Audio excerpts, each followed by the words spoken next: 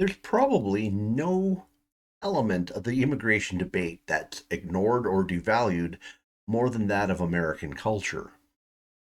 Even when this culture is acknowledged, it's often mischaracterized as to what makes our culture. This devaluation and mischaracterization is not a default condition. It does not come by happenstance. It is very deliberate so that Americans won't value its potential loss. Why is it okay for everybody outside the West to have pride in their nations, yet we can't? Of course, some people will sophomorically insist that the US has no culture. This is, of course, ridiculous. Now, from the elite high ground, one could realistically claim that American culture is somewhat lowbrow. However, if we look at our history, up until recently when our culture was infected by wokeism, virtually every cultural output of the US dominated the globe. Movies, TV shows, music, zine. Many countries had to create quotas to keep their movie industries alive when in competition with us. Even when they are not listening to American performers, most countries have adopted our musical genres and sing them in their own language. Everybody wanted to see and experience life in America through our media, even that which was futuristic, fantastic, or even satire of ourselves. In short, people claiming we have no culture or that we have low culture is irrelevant in terms of low culture because our culture was a juggernaut. I also think some of the no culture narrative is more nefarious than just random. A people with no inherent culture clearly need to be part of a different culture, a global one perhaps. Have you ever noticed that culture somehow disintegrates into a discussion on food? Without a doubt, cuisine is a component of culture, and our nation has definitely been improved by the addition of many dishes that would have been otherwise invisible to us if not brought to us by immigrants from abroad. But what if your culture's only contribution to the US is food? Consider the English and the Scottish. These are places that would be cultural black holes if only their food were considered. Yet, from these cultures come our basic ideas of rights and how to structure a government. Think about the other nationalities in the US. What do they bring us besides tasty food? People in the West are often oblivious to their culture. They assume that things that are Western to be universal, when much of this culture isn't. Or alternately, they've been indoctrinated to have nonsensical levels of tolerance, proclaiming all cultures equal but different. Assuming a certain level of cultural pride is critical to protecting what is foundational. It's not about saying innocent before proven guilty is culturally superior. Clearly, it is a cultural element, and I do think it's culturally superior to people who don't have it. However, it's more important to be saying that we find this concept to be too important to give it up in exchange for merging another culture into ours.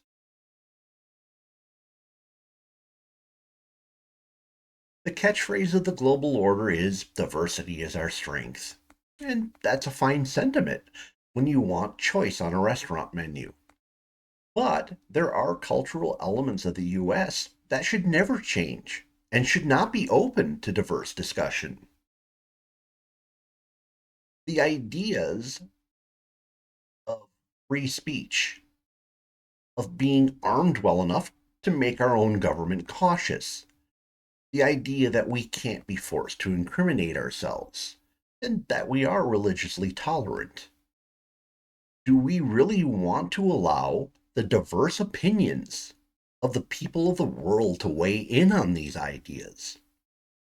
These are ideas that transcend democracy, meaning they aren't up for discussion, they aren't up for a vote. For the most part, these transcendent cultural elements should provide for incredible prosperity. And I think they do quite fine on their own. However, some people insist that we can't have prosperity unless people from around the world can flow into the US freely in vast numbers. Now, I've questioned these arguments in other videos, but let's imagine for a moment this is actually true, that we can't have massive prosperity without the free flow of people coming in at whatever numbers they're willing to come at. Is being financially comfortable worth losing free speech? Is it worth losing due process? The point is, if we choose the idea any person should be able to enter the country at any time in order to secure our prosperity, and we don't vet these people, we risk bringing in a vast number of people who can drive discussion in such a way that free markets are no longer prized, that our literal birthrights of free speech are just too alien to the groups of newcomers to cherish. In short, I don't think people should be just allowed to flee from a place to here. The danger is that they will want to duplicate their errors because they don't understand why their nation is broken or inferior. We need people who want to come here, not for a good job, not just to live better than they are in their own place. We want people to come here who want to cherish our culture.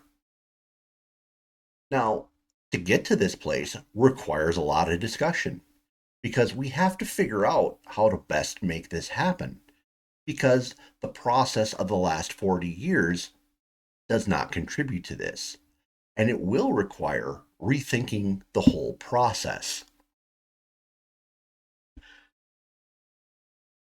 So in the comments below, do you see our essential rights as we understand them in our structural government as a product of culture? And are we in danger of losing that culture by attempting to bring in too many different cultural elements without moderating them to some form of norm that preserves these cultural rights? Please smash the like button. If the YouTube algorithm has brought you here and you aren't a subscriber, look at my other titles. You'll find things you like. Subscribe so you can see my diversity of opinion, I guess. And if you know somebody who might find this interesting, please share it with them. Thank you for spending time with me this evening. Hope to see you again in a future video.